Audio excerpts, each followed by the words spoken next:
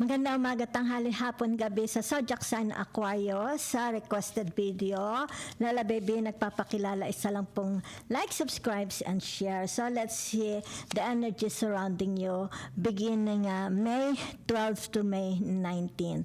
General po ito. So narito yung tinatawag, the first energy is maybe. Maybe this time something better will come instead. Yan ha. Okay? Ay napakaganda. Diba? Maaring ito yung tinatawag tayo muna. Okay? Mas magandang darating sa inyo. Okay? So, go more general. Diba? Yan. Yan o, it will happen. Yan na, the energy. It will happen in the best way possible. Okay? So, let's see other energies para sa ating mga mahal na Aquarius with the air elements. Okay? Yan. So, naririto. Okay? Tinatawag reversed of the Queen. Okay? Everything is fine. Okay? Ano ito? Sandali ha. 2, 4, 6, 8, 10. 10. The 10 of Swords. Okay? Everything will be fine. Okay? Yan. Ibig sabihin yung mga nababasa mo, di ba? Mga naririnig mo, mga comments, whatever it is, di ba? Yan. Wag mong didibdibin. Okay? Wag mong didibdibin. Yan ha. Wag kang maging negative ha. Oo. Kung ano man pagtulong ang yan. Sandali. Meron nag-comment. So, ano ito? Yan ha. Ibig sabihin nito, merong tinatawag na magbubukas, di ba? Magandang sabihin natin opportunities, doors opening. Kaya yan, magbubukas. It's punong-puno ng energy, celebration. Diba? So, narito ang tinatawag na the transformation, the death. Yan ha? Okay. So, ano ang daladala ng the death? Diba? Yung tinatawag marubdog na pag-ibig. Diba? Punong-puno ng tinatawag energy, saya. Diba?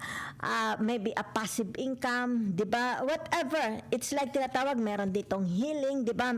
There is also travel. Diba? There is also tinatawag na exchange students, pwede rin ito, di ba? Maybe exchange students ito, okay? Maaari ito yung visa problem, di ba? Immigration, ano pa ito, di ba? Tinatawag na the 10 of Swords yan, ha? Okay? So, ibig sabihin nito, magkakaroon po ng tinatawag gains, okay? Magandang resulta, okay? So, intayin nyo na lang. Okay? Yan. Maganda. So, let's see your other energy. Aquarius. Yan ha.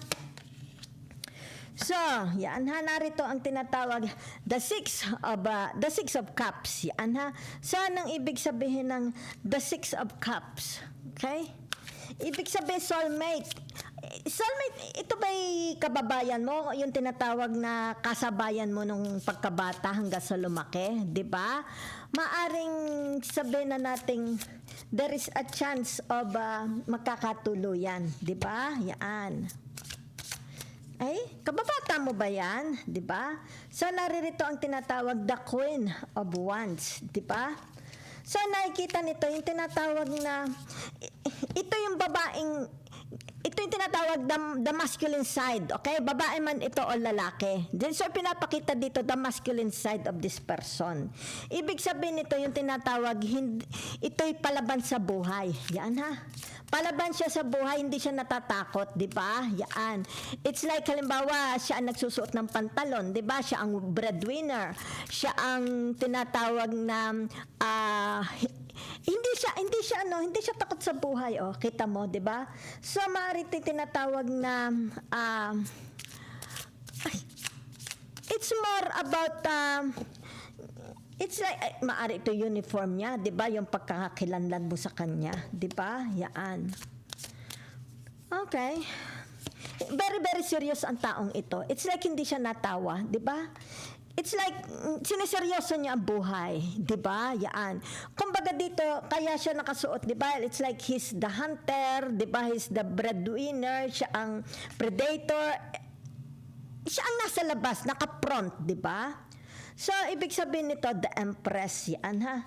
So, ano ibig sabihin pagka sinabi nga the Empress, okay? Yan. Ito yung the other side, okay? The other side of this person. Yan ha, okay? The other side of this person. So, meron ditong tinatawag, okay? Mahal na mahal niya. Kung sino man ito, di ba? Kung sino man ito. Maybe ito yung tinatawag na the other side, the soulmate, the twin flame. The twin flame of this person, di ba? Because the Aquarius is air and water, di ba? So, ibig sabihin nito, yan it's like at the end of the rainbow, merong tinatawag na kasagutan, happiness, di ba? Yan. So, nakikita mo sa kanya yung tinatawag masculine and feminine, di ba? Whatever this person is doing, nakikita dito yung tinatawag tagumpay. Okay? Yan, tagumpay. Nakikita mo sa kanya yung tinatawag sipag. Okay? Sipag at tiyaga. Di ba? Nagmamaterialize. Okay? Whatever is this, nagmamaterialize. Di ba? Yan. So, napakaganda. Kita mo yung dibdib niya, di ba? Very, very fertile. Di ba? Yan, no? Malaki ang balkon. Magatas, di ba? So, nakikita dyan yung femininity ng taong ito. It's like very, very fertile. Okay? Let's see the other energy. Narito ang the world, di ba? Narito ang tinatawag na the four of swords, di ba? At narito rin ang tinatawag na the devil. Yan ha? Okay. So, nakikita mo diyan, di ba? Ibig sabihin, katahimikan ng isip, di ba? Tagumpay. Magkakaroon ng achievements, di ba? It's like, napagtagumpayan niya, di ba? Kung sino man, ito yung tinatawag na, itong taong ito, hindi siya kayang i-intimidate, di ba? Pwede rin naman sabihin na natin, this is the energy of the Aquarius, di ba? Tinatawag na, pagsala sa lamig, sala sa init, di ba? Sala sa lamig, sala sa init, mabait, hindi mabait, yan, dinidescribe dito. Pero ibig sabihin nito, kailangan ma-overcome. Ino-overcome niya, di ba? Ino-overcome niya itong tinatawag na, yan ha, tinatawag na the devil. Okay? So, ibig sabihin nito, yung tinatawag na transition, merong tagumpay. Okay? Merong tagumpay na mangyayari. Okay? So, let's see. Oh, the lovers. Oh, the justice. Oh, the two of pentacles. Diba? Yan Sino ito soulmate ninyo? Diba? Sino ito? Diba? It's like tinatawag na meron ditong the two of pentacles. It's like may magbabalik. Yan Somebody will come back. Merong magbabalik. Okay? So, ibig sabihin nito, matutuliro ngayon ang isip mo. Diba? Matutuliro ang isip mo. Yan ha. Maaring ito yung tinatawag, kailangan mo ba siyang imit? Kailangan mo kasi siyang imit. Diba? Dito, naririto ha. Okay? Ibig sabihin nito yung tinatawag, come meet me. Yan, matutuliro ka. Diba? So, narito ang the lovers. Yan. Maaring you are already in a relationship, pero merong magbabalik. Okay? Yan. So, let's see the tinatawag na, okay? The message, the advice from the universe. Okay? Sandali ha.